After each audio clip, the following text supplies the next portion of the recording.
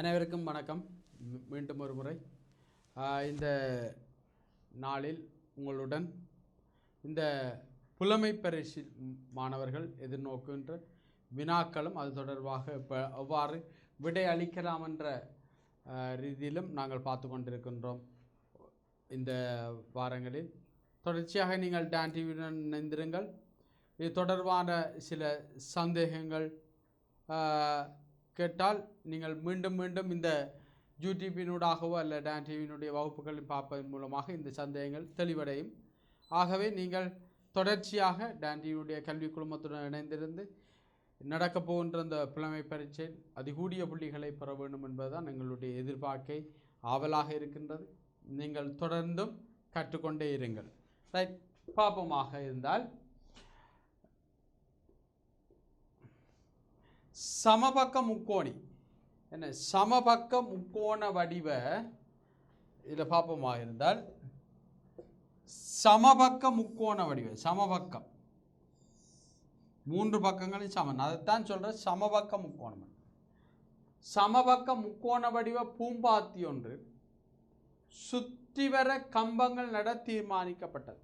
அப்போ இந்த இதில் முக்கோண வடிவ பாத்தியில் சுற்றி வர கம்பங்கள் நட தீர்மானிக்கப்பட்டது. கம்பங்கள் இப்படி கம்பங்கள் நட தீர்மானிக்கப்பட்டன.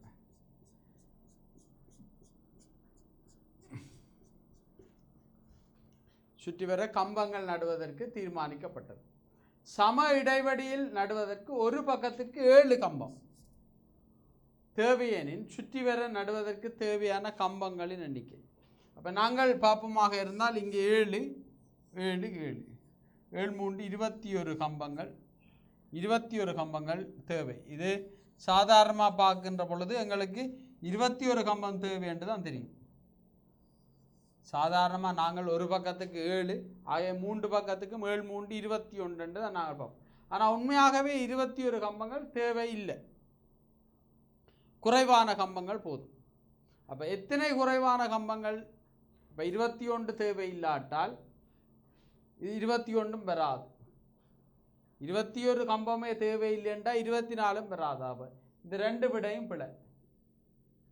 ஆகவே நாங்கள் விடையிலிருந்து பார்க்கின்ற பொழுது 18 தான் சரியான விடையாக கருதப்படும். ஆனால் நாங்கள் எவ்வாறு 18 வந்தது என்றதை பற்றி நாங்கள் தெளிவாக இருக்கோம். எவ்வாறு 18 வந்தது? அப்போ சமபக்க முக்கோணி ஒன்றில் ஒரு பக்கம் 7 என்றால் நாங்கள் இந்த மூலையிலையும் போட்டு இந்த மூலையிலையும் போட்டுட்டோம். போட்டால் இந்த இதோடு 7 வந்துட்டு. இங்கே பார்த்தால் இங்கே ஒரு பக்கம் போட்டிருக்கு, ஏற்கனவே போட்டிருந்தால் எங்களுக்கு 6 காணும். 6 இந்த இங்கே 2 பக்கம் போட்டிருக்கிறதுனால இங்கே 5 காணும். அப்போ 5 மாறும் 11 11 மேலும் 18. இது ஒரு முறையில் செய்கிறது. இது ஒரு முறை. இப்போ இப்படிப்பட்ட கணக்குகள் செய்கிறதுக்கு ஒன்றுக்கு மேற்பட்ட முறைகள் இருக்குது. ஒன்றுக்கு மேற்பட்ட முறை. இது ஒரு முறையில் இப்படி பார்க்குறது. 2வது முறையில் நாங்கள் பார்ப்போமாக இருந்தால் இதில் 3 மூலைகள் காணப்படும். 3 மூலைகள் காணப்படும். 3 மூலைகள் காணப்படும். அப்போ இப்போ ஏற்கனவே நாங்கள் நாங்கள் 21 கம்பங்கள் தேவை. 3 மூலைக்கும் ஒரு காத்தான் நடுறது. ஒவ்வொரு தடவையும் மூலையிலும் 2 கம்பம் நட்டு கொண்டு இருக்கிறது. ஒரு மூலைக்கு 1 தான் நட்டால் 3 மூலைகளுக்கு 3 கழித்து விட்டோமாக இருந்தால் எத்தனை மூலைகள் இருக்கோ அத்தனை மூலைகளை கழித்து விட்டோமாக இருந்தால் 18 கம்பம். சரி, 18 கம்பம் எங்களுக்கு போதுமானது. இதில் சதுர வடிவமான காணியும் பற்றி கேள்விவார். சதுர வடிவமான காணிக்கு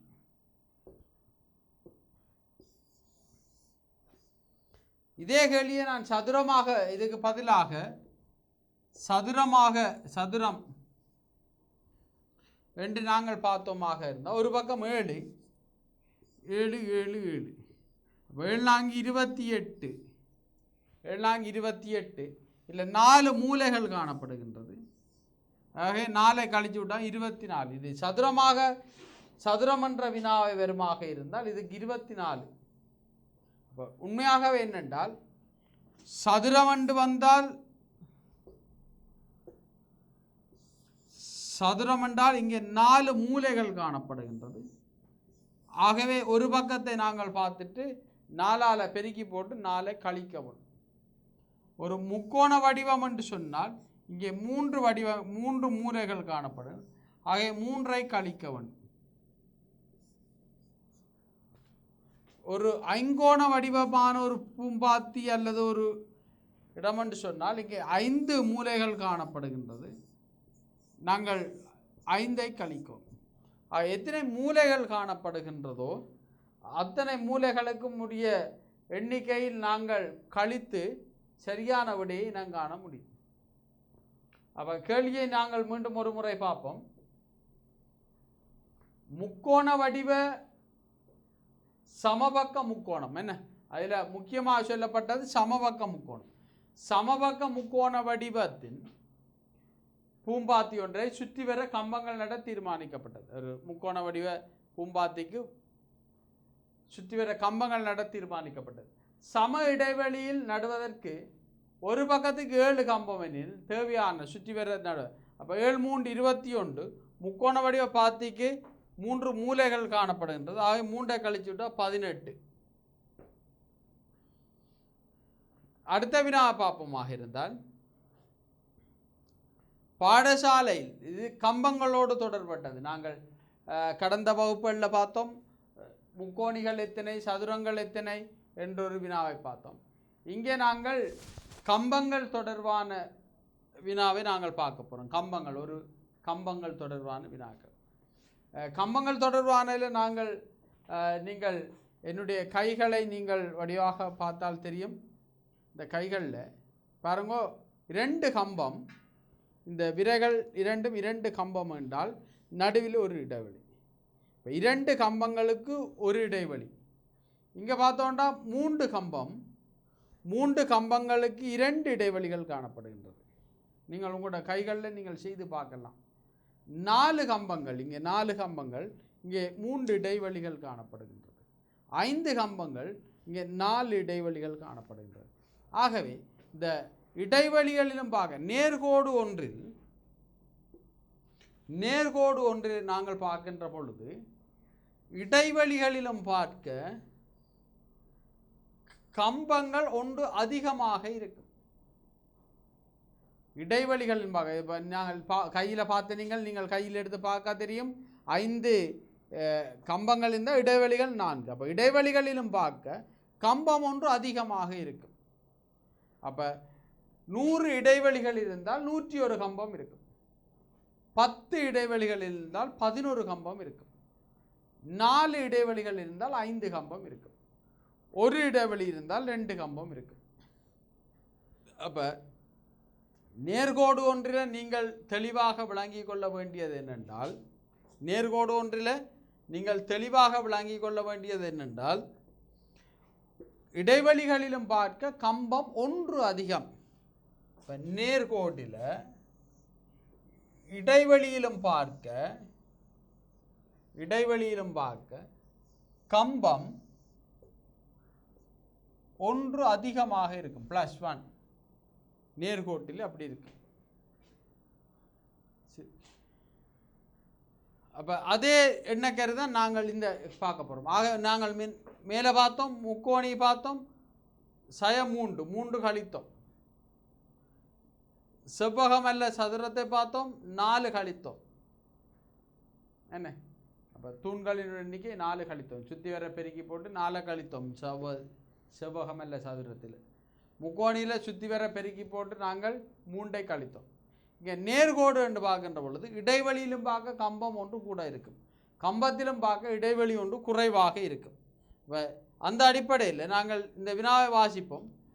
பாடசாலையின் 100 மீட்டர் சுற்றளவினை கொண்ட வட்ட வடிவமான பாதை. ஆகவே இங்கே இன்னொரு எண்ணக்கரு கொண்டு வருது, வட்டம் என்றொரு எண்ணக்கரு கொண்டு வருது.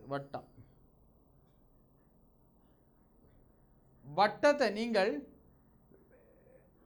என்னுடைய கைகளை பாருங்கள். அப்பொழுது நான் இது வட்டமாக பிடித்திருக்குது. வட்டமாக இந்த வட்டம் வட்டமாக பிடிக்கின்ற பொழுது இந்த இடைவெளிகளை பாருங்கள். ஒரு இடைவெளி 2 3 4 5.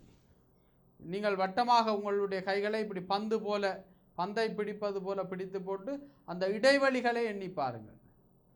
உங்களுடைய கைகளை இப்படி பந்து பிடிக்குமா போல பிடிச்சு கொண்டு இடைவெளிகளை எண்ணி பாருங்கள். 5 இடைவெளிகள் காணப்படும். 1 2 3 4 5. இந்த கம்பங்களின் எண்ணி பார்த்தாலும் 5 தான் கிடக்கு, 5 விரல், ஆகவே 5. அப்போ வட்டத்தை பார்க்கின்ற பொழுது ஒரு கம்பம் இருந்தால் ஒரு இடைவெளி, 2 கம்பம் இருந்தால் 2 இடைவெளி, 4 கம்பம் இருந்தால் 4 இடைவெளி, 10 கம்பம் இருந்தால் 10 இடைவெளி. அப்போ அங்கே ஒன்று கூட்டவும் தேவையில்லை, கழிக்கவும் தேவையில்லை. இடைவெளிகளும் வட்டத்தில் இடைவெளிகளும் தூண்களும் சமனாக இருக்கும். ஆனால் நேர்கோடு ஒன்றில் வட்டத்திலும் பார்க்க இடைவெளிகள், அதாவது நேர்கோடு ஒன்றில் கம்பங்களிலும் பார்க்க இடைவெளிகள் ஒன்று குறைவாக இருக்கும். அப்போ என்ன, நேர்கோடு ஒன்றில் பார்ப்போமாக இருந்தால் கம்பங்கள் எண்ணிக்கையிலும் பார்க்க இடைவெளிகள் ஒன்று குறைவாக இருக்கும், அல்ல கம்பம் ஒன்று கூட இருக்கும். வட்டத்தை நாங்கள் எடுத்து பார்ப்போமாக இருந்தால் வட்டத்தில் தூண்களுடைய எண்ணிக்கையும் இடைவெளிகளுடைய எண்ணிக்கையும் சமனாக இருக்கும். ஆகவே அந்த எண்ணக்கருவோடு தான் நாங்கள் இந்த வினாக்கு பார்க்க போகிறோம். பாடசாலை 100 மீட்டர் சுற்றளவை கொண்ட வட்ட வடிவமான மைதானம் ஒன்றை அலங்கரிப்பதற்கு 10 மீட்டருக்கு ஒரு கம்பம் நட தீர்மானிக்கப்பட்டது. 10 மீட்டருக்கு ஒரு கம்பம் நட தீர்மானிக்கப்பட்டது எனின் சுற்றி வர நடுவதற்கு தேவையான கம்பங்களின் எண்ணிக்கை யாது? அப்போ இது தரப்பட்டது சுற்றளவு வந்து 100. 10 மீட்டர் இடைவெளி என்றால் 10, நாங்கள் பிரித்தோம் என்றால் 10, 10 100. 10 என்பது சரியான விடை. அப்போ 100 10ஆல் பிரித்தா 10. இப்போ அங்கே நாங்கள் நேர்கோட்டில் பார்த்தோம், ஒன்றை கூட்டி போட்டோம், முக்கோணியில் 3 கழித்து பார்த்தோம். ஆனால் இங்கே கூட்டவும் தேவையில்லை, கழிக்கவும் தேவையில்லை, இடைவெளிகளும் தூண்களின் எண்ணிக்கையும் சமனாக இருக்கிறனால 10 என்பது சரியான விடை. 10 என்பது சரியான விடையாக இருக்கும். பாருங்கள், திரும்பி ஒரு முறை. பாடசாலையின் 100 மீட்டர் சுற்றளவை கொண்ட வட்ட வடிவமான மைதானம் ஒன்று அலங்கரிப்பதற்கு 10 மீட்டருக்கு ஒரு கம்பம். அப்போ 100 மீட்டர் தரப்பட்டது, 10 மீட்டருக்கு ஒரு கம்பம் என்றால் அங்கே 10 10ஆல் பிரிச்சுட்டா சரி, 10 100. அப்போ தேவையான கம்பங்களின் எண்ணிக்கை 10 என்பது சரியான விடையாக இருக்கு. அடுத்த வினா பார்ப்போம். இங்கேயும் இதே எண்ணக்கருவோடு தொடர்பட்டதான் இந்த வினாவை நாங்கள் பார்க்கின்ற பொழுது, இந்த வினாவிலும் இதே எண்ணக்கருவோடு தொடர்பட்ட வினாவைத்தான் நாங்கள் பார்க்கின்றோம். இங்கே நீலம் சிவப்பு மஞ்சள் என்ற ஒழுங்கில் கொடிகள் நாட்டப்பட்ட போது, நீலம் சிவப்பு மஞ்சள் என்ற ஒழுங்கில் கொடிகள் நாட்டப்பட்ட போது 3வது சிவப்பு கொடி எத்தனையாவதாக நாட்டப்பட்டிருக்கு? நாங்கள் இதை ஒரு செய்கை வழி மூலமாக பார்ப்போம்.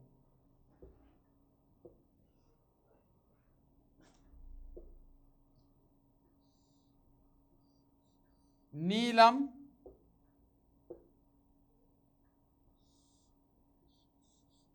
சிவப்பு மஞ்சள், இந்த ஒழுங்கில் கொடிகள் நாட்டப்பட்டிருக்கு. நீலம் சிவப்பு மஞ்சள் என்ற ஒழுங்கில் கொடிகள் நாட்டப்பட்ட போது 3வது சிவப்பு கொடி என்றால் நாங்கள் திருப்பியும் என்ன செய்வோம் என்றால், இது நீலம்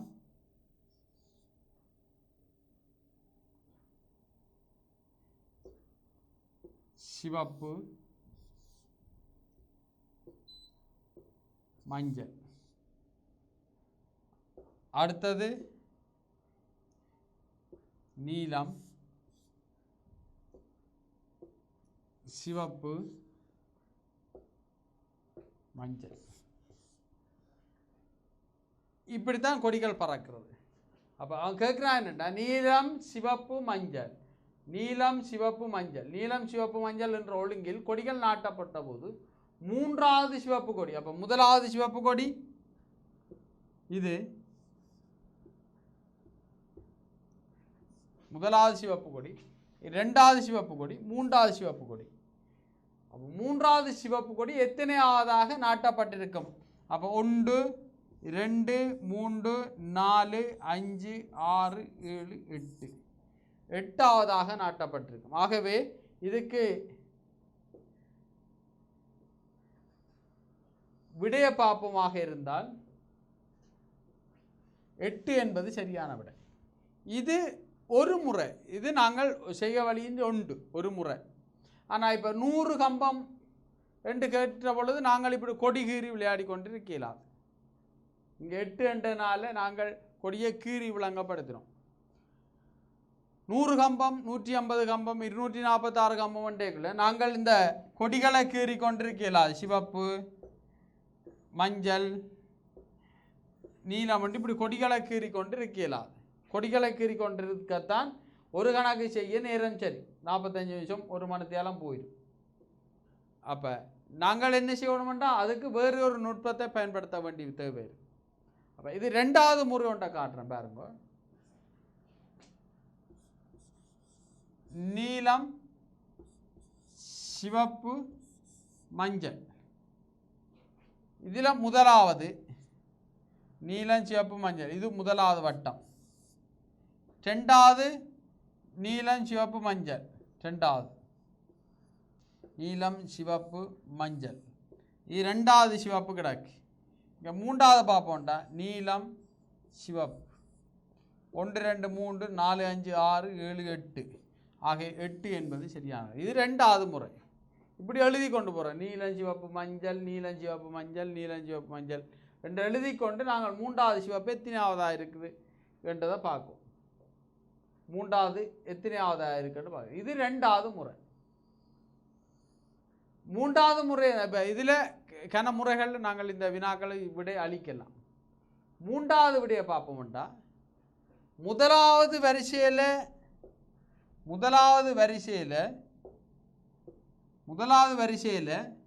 ஒரு சிவப்பு இருக்கும், ரெண்டாவது வரிசையில் இன்னொரு சிவப்பு இருக்கும்.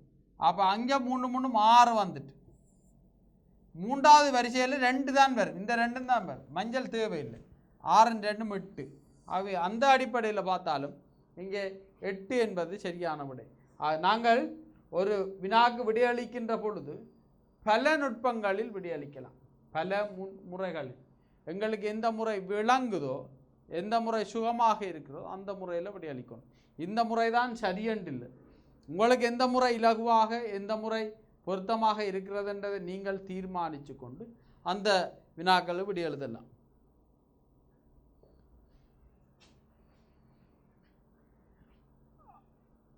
இதே போல இன்னொரு கேள்வி கொண்டு வரும். நீங்கள் குறித்து கொள்றேன்டா குறித்து கொள்ளலாம். 165வது, அதாவது சும்மா நீலம் சிவப்பு மஞ்சள் என்ற ஒழுங்கில், நீலம் சிவப்பு மஞ்சள் என்ற ஒழுங்கில் 165வது கொடி என்ன நிறம்? இப்படி கேள்வி வாரத்துக்குரிய வாய்ப்பும் இருக்கு. நீலம் சிவப்பு மஞ்சள் என்ற ஒழுங்கில் நாட்டப்பட்டிருந்த கொடிகள், நீலம் சிவப்பு மஞ்சள் என்ற ஒழுங்கில் நாட்டப்பட்டிருக்கிற கொடிகளில் 165வது கொடி என்ன நிற கொடியாக இருக்கும் என்றால், நாங்கள் 165ஐ 3ஆல பிரிக்கிறது. 3 5 15,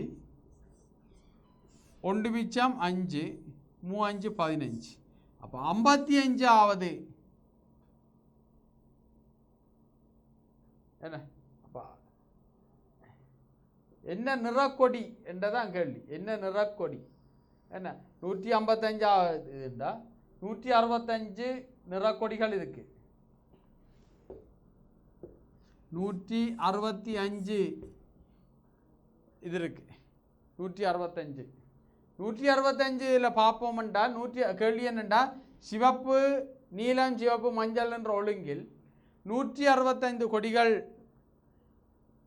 நாட்டப்பட்டுள்ள போது இறுதியாக நாட்டப்பட்டுள்ள கொடி எது என்றால் நாங்கள் 165 மூன்றால் பிரிக்கிறது 3 5 15 ஒன்று மிச்சம் இங்கே 15 கூட்டினா மிகுதி சைபர் சைபராக இருந்தால் மிகுதி சைபராக இருந்தால் மஞ்சள் நிறம் மிகுதி சைபராக இருந்தால் மஞ்சள் நிறம். இப்போ இதே கேள்வியை நாங்கள் 163 என்று பாப்பமாக இருந்தால் இதை மூன்றால் பிரிப்போம் 3 5 15 ஒன்று மிச்சம் 13 3 12 ஒன்று மிச்சம் 1. ஆகவே 163வது கொடி என்று பார்த்தா அது நீல நிறம் இறுதியாக. அப்போ இப்படிப்பட்ட வினாக்களும் வரும். இப்போ இந்த ஒழுங்கில் காட்டப்பட்டுள்ள நீலம் சிவப்பு மஞ்சள் என்ற ஒழுங்கில் காட்டப்படுகின்ற பொழுது 165வது கொடி கடைசி கொடி 165வது கடைசி கொடி என்ன நிறமாக காணப்படும் என்றால் நாங்கள் என்ன செய்யணும் என்றால் எத்தனை கொடிகள் காணப்படுகின்றோ அத்தனை கொடிகளால் என்ன செய்யணும் என்றால் பிரிக்கணும். பிரித்து 1 மிகுதியாக வந்தால் முதலாவது கொடி 2 மிகுதியாக வந்தால் ரெண்டாவது கொடி பூஜ்ஜியம் முடிவு அதாவது மிச்சம் பூஜ்ஜியமாக இருந்தால் கடைசி கொடி என்ற விளக்கத்துக்கு நாங்கள் வர முடியும். அடுத்த பார்ப்போம்டா இது திகதிகள் நாளுகளோடு தொடர்பட்டது. திகதிகள் நாளுகளோடு தொடர்பட்டது.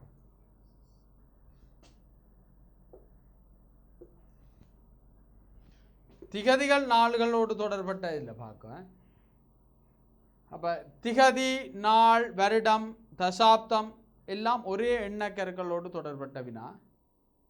அப்போ நாங்கள் இந்த எண்ணக்கருவில் நாங்கள் பார்க்கின்ற பொழுது வருடம் என்று பார்த்தால் முதலாவது நாங்கள் லீஃப் வருடத்தை நாங்கள் விளங்கி கொள்ளணும். லீஃப் வருடம். அடுத்த லீஃப் வருடம் என்றால் மாசி மாதம் 29 நாட்கள் உண்டு என்றதை விளங்கிக் கொள்ளணும். அப்போ வருஷம் அதில் லீஃப் வருடத்தை நங்காணவனும் லீஃப் வருடமாக இருந்தால் மாசி மாதம் 29 நாட்கள் என்று பார்ப்போம். அதே நேரத்தில் அதில் 366 நாட்கள் என்றதையும் பார்ப்போம். சாதாரண நாளில் 365 நாட்கள் சாதாரண வருடத்தில் காணப்படுகின்றது. சாதாரண வருடத்தில் மாசி மாதம் 28ஆம் தேதி வரைக்கும் காணப்படுகின்றது என்றதை விளங்கி கொண்டால் சரி. அந்த அடிப்படையில் நாங்கள் வருடம் மாதம் கேள்விகளுக்கு விளக்கத்தை நாங்கள் கொடுக்கக்கூடியவர்களாக இருக்க வேண்டும். இதில் பார்ப்போம் என்றால் நேற்றைக்கு முந்திய நாளை அப்போ நாங்கள் அப்போ இதில் ஒரு கோட்டை போட்டு இன்று என்று போடுவோம். இது நேற்று நேற்றைக்கு முந்திய நாளுக்கு முதல் நாள். அப்போ இன்று நாங்கள் பார்க்குறோம் நேற்றைக்கு முந்திய நாளுக்கு முதல் நாள். முதல் நாள் ஞாயிறு. நேற்றைக்கு இது இன்று நேற்றைக்கு முந்திய நாளுக்கு முதல் நாள் ஞாயிறு எனின் நாளைக்கு அடுத்த நாளுக்கு மறுநாள் என்ன தினம்? அப்போ ஞாயிறு என்றால் திங்கள் செவ்வாய் புதன் வியாழன் வெள்ளி சனி. சனிக்கிழமை என்பது சரியான விடை. அப்போ இந்த கேள்விக்கு நாங்கள் எப்படி அளிக்கணும் என்றால் அப்போ இன்று என்ற ஒரு கூட போட நீங்கள் இன்று என்றதை போடாமல் மறந்து போய் நேற்றைக்கு முந்திய நாளைக்கு முதல் நாள் ஞாயிறு நாளைக்கு அடுத்த நாளுக்கு அடுத்த நாள்ண்டா அப்போ இங்கே வெள்ளி தான் பெரும்பிட. ஏனென்றால் நீங்கள் ஒன்றை போட மறந்துடுங்க. இன்று என்ற நாளை போடையில் இன்று என்ற நாள் உங்கள் தரவும் இல்லை. தரவில் இன்று என்ற நாள் தரவும் இல்லை. இன்று என்ற நாள் தரவும் இல்லை. தரானால ஞாயிறு என்ன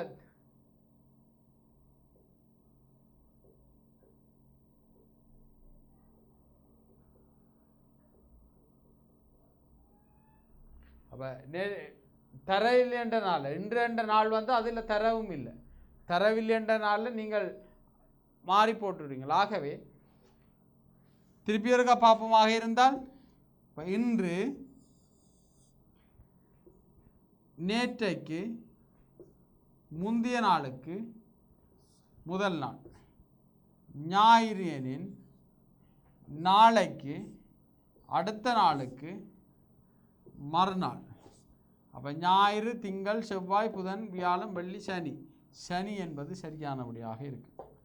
அப்போ இப்படிப்பட்ட வினாக்கள் வருகின்ற பொழுது நாங்கள் எண்ணக்கரு வரைபடத்தின் மூலமாக விளங்கிக் கொள்வது பொருத்தமாக இருக்கும் நினைக்கிறேன். அடுத்த கேள்வியை பார்ப்போம். இதுவும் இந்த ஆண்டுகள் மாதங்களோடு தொடர்பட்டது. 2020ஆம் ஆண்டு, அப்போ ஆண்டு வந்தவுடன் எங்கட மனத்தில் சொல்ல வேணும் லீஃப் வருடமா இல்லையான்ற ஒரு எண்ணக்கரு எங்களுக்கு தெரியும். அப்போ 2020 நாங்கள் லீஃப் வருடமா இல்லையான்னு பார்க்குறதுக்கு 2020 நாங்கள்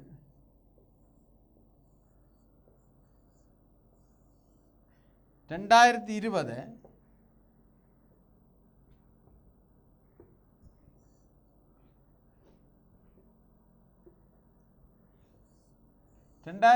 4ஆல் பிரித்து பார்க்கின்ற பொழுது மிகுதி வந்து மிச்சம் வந்து பூஜ்ஜியமாக இருந்தால் அது லீஃப் இடம்.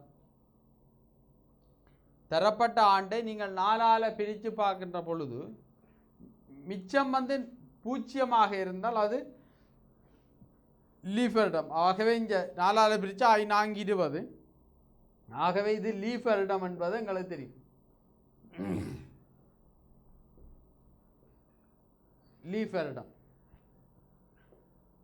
அப்போ லீஃப் இடம்ன்றதை வச்சுக்கொண்டு வைகாசி மாதம் 2ஆம் தேதி திங்கள் வைகாசி. அப்போ இதுக்கு ஒரு கலண்டர் ஓர்டர் ஒன்று இருக்குது. நீங்கள் உங்களோட வீட்டில் இருக்கிற கலண்டர் எடுத்து இந்த கலண்டர் திகதிகளுடைய ஓர்டர் எடுத்து பார்த்தீங்கன்னா தெரியும். 1, 8, 15, 22, 29 எல்லாம் ஒரே நாளில் வரும். 1, 8, 15, 22, 29 ஒரே நாளில் வரும். அப்போ இங்கே இந்த திகதியோட எங்களுக்கு பாடமாக இருந்தால் 2020ஆம் ஆண்டு வைகாசி மாதம் 2ஆம் தேதி திங்கள் என்றால் 29ஆம் தேதி. அப்போ இது ஞாயிறு, 29ஆம் தேதி ஞாயிற்றுக்கிழமை வரும். ஞாயிறு என்பது சரியான விடை. அப்போ எங்களுக்கு இந்த ஓர்டர் தெரியணும். 1, 8, 15, 22, 29. அப்போ 2ஆம் தேதி திங்கள் என்றால் 1ஆம் தேதி ஞாயிறு, 29ஆம் தேதி ஞாயிறு. அப்போ இந்த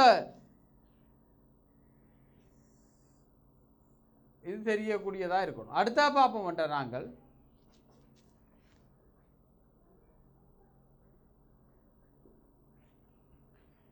இதுவும் அதான் நேற்று. அப்போ இது இன்று, நேற்று திங்கட்கிழமை 10ஆம் தேதி. நேற்று திங்கட்கிழமை 10ஆம் தேதி. அப்போ இது இன்று. நாளை மறுநாளுக்கு அடுத்த நாள் என்ன கிழமை? எத்தனாம் தேதி? அப்போ செவ்வாய், புதன், வியாழன், வெள்ளி. 11, 12, 13, 14. அப்போ வெள்ளிக்கிழமை 14ஆம் தேதி என்பது சரியான விடை. இப்போ நாங்கள் இது ஒரு திருப்பி பார்ப்போம்.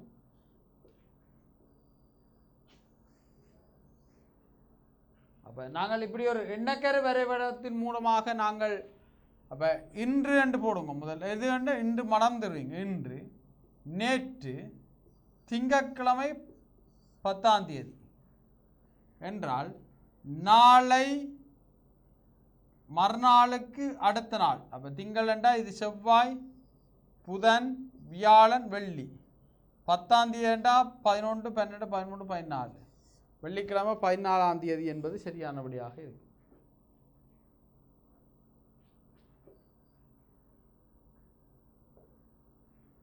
அடுத்த கேள்வி.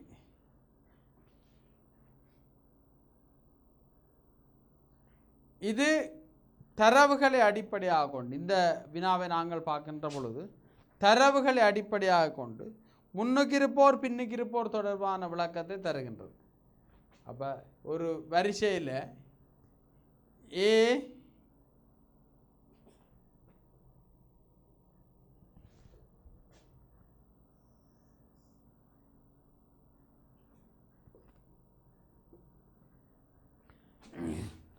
பாப்பமாக இருந்தால் ஒரு வரிசையில் ஏபிசிடி என்று 4 பேர் இருக்கிறோம். ஏபிசிடி ஆகிய 4 பேரும் ஒரு பரீட்சை மண்டபத்தில் இருந்தனர். இவர்களில் ஏ என்பவர் இறுதியாகவும். அப்போ இதில் முதலாவது ஆள், 2வது ஆள், 3வது ஆள், 4வது ஆள் இருக்குன்னு வைப்போம். சரியா? ஏ என்பவர் இறுதியாக இருக்கிறார். தரவு அப்படி தான் சொல்லுது. ஏபிசிடி ஆகிய 4 பேரும் பரீட்சை மண்டபத்தில் இருந்தனர். இவர்களில் ஏ என்பவர் இறுதியாகவும் பி என்பவர் முதலாவதாகவும் இருந்தார். பி என்பவர் முதலாவதாகவும் இருந்தார். ஆகவே நாங்கள் இதில் வச்சுக்கொண்டு பார்ப்போமாக இருந்தால் இங்கே 2 விடைகள் பொருத்தமாக இருக்கு. பி என்பவர் முதலாவதாக, ஏ என்பவர் இறுதியாக என்று பார்க்கின்ற பொழுது 2 விடைகள் பொருத்தமாக இருக்கு. மிச்சத்தையும் வாசிப்போம். முதலாவதாக டி என்பவர் பிக்கு பின்னாலும் சிக்கு முன்னாலும் இருந்தார். டி என்பவர் பிக்கு பின்னாலும் சிக்கு முன்னாலும் இருந்தார். ஆகவே 2வது விடை பொருத்தமாக இருக்கு. அப்ப இந்த தரவுகளை நாங்கள் இந்த வரைவுகளின் மூலம் வரைவதன் மூலமாக இப்படிப்பட்ட வினாக்களுக்கு விடையளிப்பது இலகுவாக இருக்கும். மீண்டும் ஒரு முறை பாருங்கள், எவ்வாறு நான் கீறுகின்றேன் என்றால் 4 பேர் இருக்கிறோம். 1 2 3 4 பேர் ஏபிசிடி என்று. ஏ என்பவர் இறுதியிலும் பி என்பவர் முதலாவதாகவும் இருக்கிறார். டி என்பவர் பிக்கு பின்னாலும் சிக்கு முன்னாலும் என்றால் இங்கே டி இங்கே சி. 2வது விடை பொருத்தமாக இருக்கு.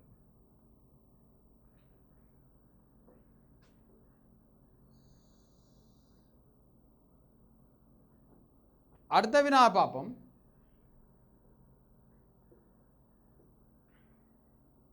பத்து சென்டிமீட்டர் நீளமான குழாய்கள். அப்போ குழாய் இருக்குது, எஸ்லோன் பைப் போல இது ஒரு குழாய்.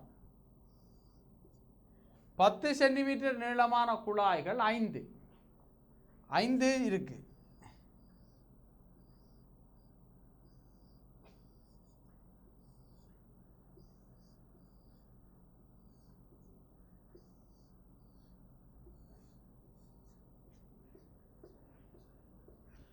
பத்து சென்டிமீட்டர் நீளமான குழாய்கள் 5 பொருத்தப்பட்டது, ஒன்றுடன் ஒன்று பொருத்தப்பட்டது. அப்போ இந்த 5 குழாய்களை நாங்கள் 1 2 இப்படி பொருத்தப்பட்டது. ஒன்றோடு ஒன்றொன்று எஸ்லோன் பைப் பொருத்துமா போல இந்த 5 பைப்புகளையும் பொருத்தி கிடைக்கும். 5 குழாய்களையும் ஒன்றுடன் ஒன்று பொருத்தப்பட்டன. 2 குழாய்கள் பொருத்துவதன் போது 1 சென்டிமீட்டர் பகுதி உள்ளே செல்லும். அப்போ இதுக்கு நாங்கள் சும்மா ஒரு எண்ணக்கரு வரைபடத்தை பார்ப்போமாக இருந்தால் இது ஒரு பைப் உண்டு. அப்போ இது 10 சென்டிமீட்டர். 2வது பைப்பை நாங்கள் எடுத்து பார்ப்போமாக இருந்தால் 1 சென்டிமீட்டர் உள்ளுக்கு போய், ஆகவே இங்கே 1 சென்டிமீட்டர் உள்ளுக்கு போயிருக்குது. இங்கே 9 தான் இருக்குது 2வது பைப். 3வதுலேயும் 1 சென்டிமீட்டர் உள்ளுக்கு போய் இங்கே வந்துருக்குது. இதுலேயும் 9 தான் இருக்குது, இங்கே 1. 3வதையும் பார்ப்போம்னா அப்படி தான் பெறும் 9. அடுத்ததையும் பார்ப்போம்னா 9. முதலாவது பைப் மட்டும் 10 சென்டிமீட்டரில் இருக்கு, மற்றதெல்லாம் 9 9 9 இருக்கு. அப்போ குழாய் மொத்தம் நீளம் ஜாதென்றால் 1 2 3 4 5 9 5 45 46 சென்டிமீட்டர். இது இப்படி கீறி பார்க்கலாம். ஆனால் கீறி பார்க்கறது எவ்வளோ பொருத்தம்ன்றது கேள்விக்குறி. எவ்வளோ பொருத்தமாக இருக்கும் நாங்கள் நடுவில் கீறி கொண்டிருக்கல. இப்போ 5 பேப்பன்றனால கீறி பார்த்தோம், 100 பேப்பண்டா கீறி பார்க்கலாம். அப்போ இதுக்கு என்ன செய்யணும் என்றால்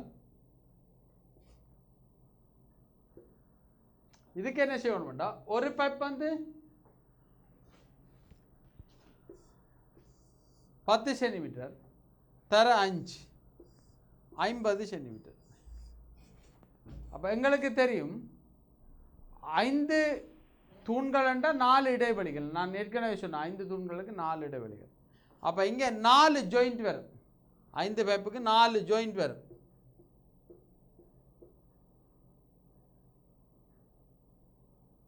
1 2 3 4 5 5 பெப்புக்கு 4 ஜாயின் 4 ஜாயின்டா ஒரு ஜாயிண்ட்டுக்கு 1 சென்டிமீட்டர்ண்டா 4 சென்டிமீட்டருக்கு 4 46 மீண்டும் ஒரு முறை செய்கிறேன் பாருங்கள்.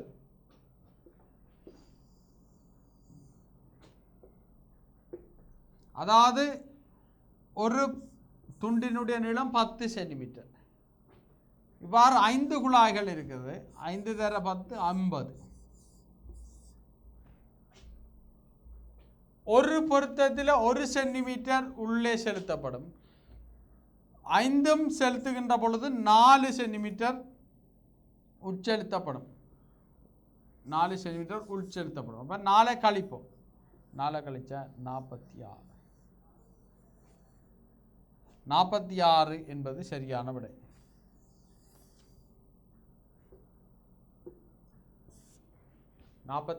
என்பது சரியான விடையாக காணும். அடுத்த வினா பார்ப்போம்.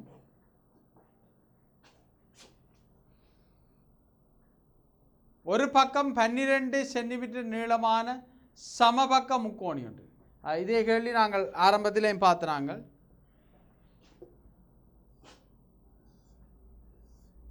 ஒரு பக்கம் 12 சென்டிமீட்டர் நீளம் கொண்ட சமபக்க முக்கோணி. ஒரு பக்கம் 12 சென்டிமீட்டர் நீளமான சமபக்க முக்கோணி ஆக்கப்பட்டிருந்த செப்பு கம்பி ஒன்றை நேராக்கி, கம்பியை நேராக்கியாச்சு. நேராக்கினா 12 3 36. இதில் 36 சென்டிமீட்டர் இடாக்கி சதுரம் ஒன்றை ஆக்கினால், இந்த கம்பியை வச்சுக்கொண்டு ஒரு சதுரம் ஆக்கினால் ஒரு பக்கத்தின் நீளம் ஜாது. இப்போ 36 நாங்கள் 4ஆல் பிரிக்கணும். ஏன் 4ஆல் பிரிக்கணும்? ஒரு சதுரத்துக்கு 4 பக்கங்கள் இருக்குது. அப்போ 9 4 36. ஆக 9 என்பது சரியான விடை. இந்த கேள்வியை மீண்டும் ஒரு முறை பார்ப்போம். அப்போ இது என்னென்னு பார்க்குறேன் என்றால், முக்கோணிக்கு 3 பக்கம் 12 தர 3. ஒரு பக்கம் 12 சென்டிமீட்டர் நீளமான முக்கோணி என்றால் 12 3 36. இந்த 36 சதுரமாக மாற்றணும் என்றால் 4ஆல் பிரிக்கணும். ஏன் 4ஆல் பிரிக்கணும் என்றால், ஒரு சதுரத்துக்கு 4 பக்கங்கள், அதுவும் சம பக்கம். 4ஆல் பிரித்தோண்டா 9 4 36. ஆகவே 9 என்பது சரியான விடை.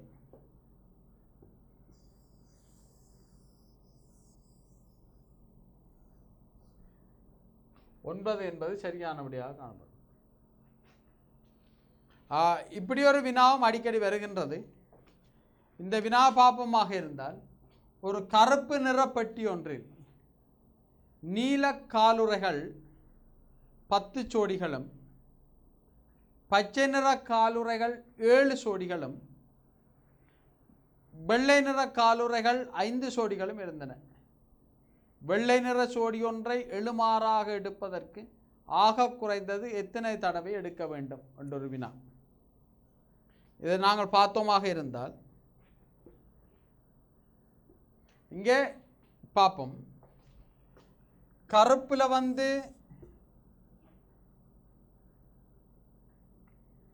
நீலக்காலுறை,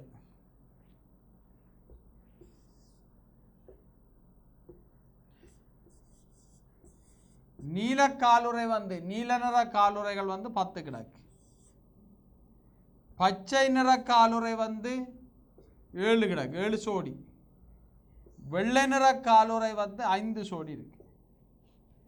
அவன் கேட்குறான் என்னண்டா இருந்தன. அப்போ ஒரு கருத்த நிற பெட்டி உண்டு.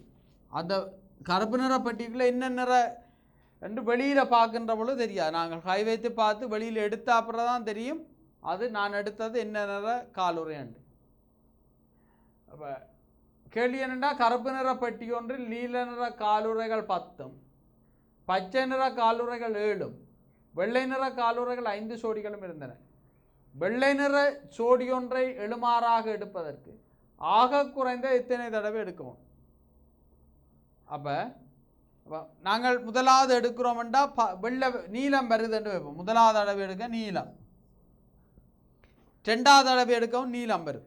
இப்படியே 10 தடவைகள் எடுக்க நீலம் வரும். வரும் வராமல் விடும்.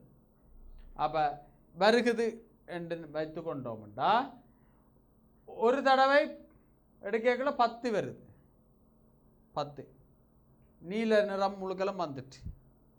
இனி அடுத்தது 11ஆவது தடவை எடுக்கக்குள்ள நீலம் வராது, ஏனென்றால் நாங்கள் 10 தடவை நீலத்தை எடுத்துட்டோம். இப்போ பச்சை வருகுது என்று வச்சு கொண்டோம்டா முதலாவது தரம் பச்சை, 2வது தரம் பச்சைண்டா 7 தடவைகள் பச்சை வரும். அடுத்தது அப்போ 10 தடவை நீலம் வந்தது, அப்போ 7 தடவைகள், அடுத்த 7 தடவைகளும் பச்சை வரும், 10 மேலும் 17. 17க்கு அடுத்ததாக பார்ப்போம் என்றால் 18வது தான் வெள்ளை நிறமாக வரும். 18வது தடவை தான் வெள்ளை நிறமாக வரும். அப்போ நாங்கள் இதுக்கு பயன்படுத்துகிற நுட்பம் என்னென்றால், நாங்கள் வேகமாக சரியாக செய்யணும் என்றால் நாங்கள் பயன்படுத்துகிற நுட்பம் என்னென்றால், வெள்ளை எத்தனை என்று பார்க்குறது, வெள்ளை 5, வெள்ளையை தவிர்ந்த மற்ற 2ஐயும் கூட்டுறது, 10 7 17. வெள்ளையை தவிர்ந்த ஏனி, அதாவது எடுக்க போகின்றதை எழுமாறாக எடுக்க போகின்ற சோடியை, எழுமாறாக எடுக்க போகின்ற சோடியை மட்டும் தவிர்த்து கொண்டு மிகுதி 2ஐயும் கூட்டுறது. கூட்டினால் 10 மேலும் 17, அதோட ஒன்றா கூட்டுறது, எடுக்க போகிறது இல்லை 1 18. இதுக்கும் சாதாரண வருடம் ஒன்றில் வந்து, சாதாரண வருடம் என்றால் லீஃப் வருடம் இல்லாத சாதாரண வருடம் ஒன்றில் பங்குனி மாதம் 7ஆம் தேதி எனில் சித்திரை மாதம் 7ஆம் தேதி. அப்போ எங்களுக்கு தெரிய வேணும் 1 அந்த திகதியோட நாங்கள் சரியாக பார்த்தோம்னா சரி.